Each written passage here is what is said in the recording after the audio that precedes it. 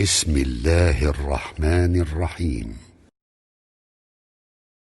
إذا زلزلت الأرض زلزالها وأخرجت الأرض أثقالها وقال الإنسان ما لها يومئذ تحدث أخبارها بأن ربك أوحى لها يومئذ يصدر الناس أشتاتا ليروا أعمالهم فمن يعمل مثقال ذرة خيرا يره ومن يعمل مثقال ذرة شرا يره.